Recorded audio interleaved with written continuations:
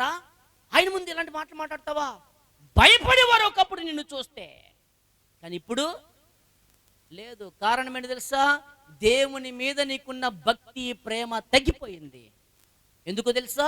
అక్రమం విస్తరించుట చేత అనేకుల ప్రేమ చల్లారిపోయింది. ఇవి జరుగుతున్నప్పుడు ప్రభు త్వరగా వస్తున్న రాకడకు సూచనలనే విషయాన్ని మరచిపోవద్దు ప్రియా దేవుని బిడ్డలారా. ఇంకొక 4 విషయాలు ఉన్నాయి. నా టైం అయిపోయి 5 నిమిషాలు ఎగస్ట్రా అయ్యింది. అక్క చెల్లి తమ్ముడనియా, ఇంతటితో మనం ఆపేసుకుందాం. వినండి, యెహోవా మమ్ములను మరచిపోయే దేవుడు కాదు. వినండి ప్రియులారా, ఆయన ఆశీర్వదించేవాడు. నువ్వు ఏ స్థితిలో ఉన్నావో కుమిలిపోవద్దు, దిగులు పడవద్దు. దేవుడు నిన్ను ఆశీర్వదించేవాడిగా ఉన్నాడు. దేవుడు నిన్ను దీవించేవాడిగా ఉన్నాడు. వినండి, తన యందు భయభక్తులు కలిగి ఉంటే నీ పిల్లలను ఆశీర్వదిస్తాడు. ఏమండి, నీ పెద్దలను ఆశీర్వదిస్తాడు పిల్లరా. ఏమండి, 4వది పెద్దలను ఆశీర్వదించేవాడు. 5వది దేవుని యందు భయభక్తులు కలిగిన వారిని ఆశీర్వదించేవాడు. 6వది అభివృద్ధి పొందించేవాడు. 7వది పిల్లరా, యెహోవాను స్తుతించండి, మీ జీవితంలో గొప్ప కార్యాలు మీరు చూడగలుగుతారు. దానికి ఏమండి ప్రత్యక్ష సాక్షిని నేనే.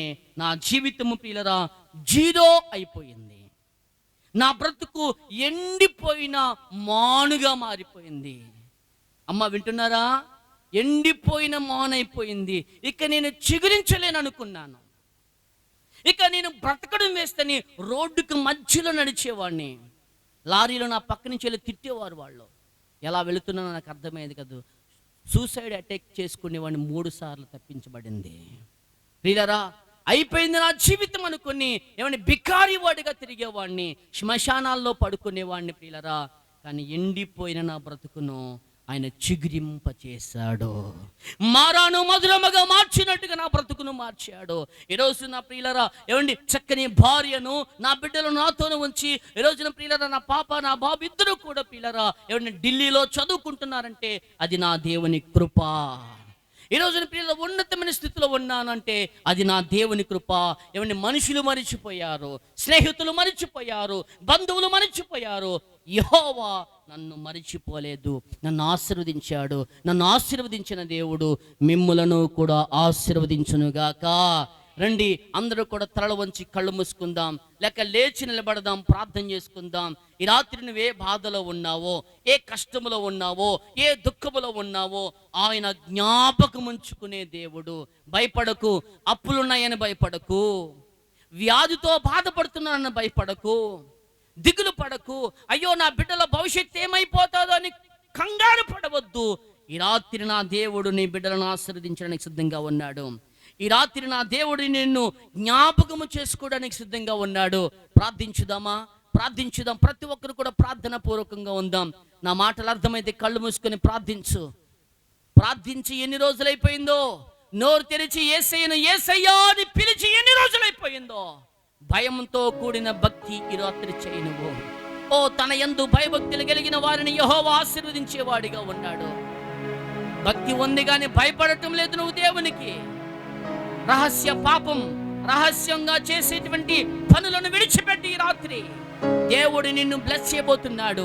దేవుడు నిన్ను ఆశీర్వదించబోతున్నాడు. దేవుడు నిన్ను స్వస్థపరచబోతున్నాడు. దేవుడు నిన్ను ఉన్నతమైన స్థితిలో నిలబెట్టబోతున్నాడు. అతిక్రమను దాచిపెట్టి వాడు వర్ధిల్లడు, వాటిని ఒప్పుకొని విడిచిపెట్టిన వాడు కనికరమును పొందుకుంటాడు. ఓ ఈ రాత్రి ప్రభువా నన్ను ఆశీర్వదించువా, నన్ను జ్ఞాపకము చేసుకో ప్రభువా. మనమే దేవునికి దూరం అయిపోయాము. మనమే చాలాసార్లు దేవునికి దూరంగా బ్రతికాము. ఓ దేవుడు ప్రేమ కలిగిన వాడు. తప్పిపోయిన కుమారుణ్ణి దేవుడు వెతుక్కుంటూ, ఓ తప్పిపోయిన కుమారుడు బుద్ధి వచ్చినప్పుడు తండ్రి దగ్గరికి వస్తే ఆ తండ్రి హక్కును చేర్చుకున్నాడు. కోల్పోయినవన్నీ తిరిగిచ్చాడు దేవుడు. సహోదరుడా ప్రార్థించు, సహోదరి ప్రార్థించు. నోరు తెరు. మౌనంగా ఉండి ఎంతకాలం మౌనంగా ఉంటావు? నోరు తెరిచి ప్రభువా నా యేసయ్యా నాకు సహాయం చేయవా. ఈ రాత్రి నాతో మాట్లాడుతున్నావయ్యా. ఆయన ఆశీర్వదించే దేవుడు, అభివృద్ధి ఎవరున్నారయ్యా నన్ను ప్రేమించేవారు? ఎవరున్నారయ్యా నాతో స్నేహించేవారు?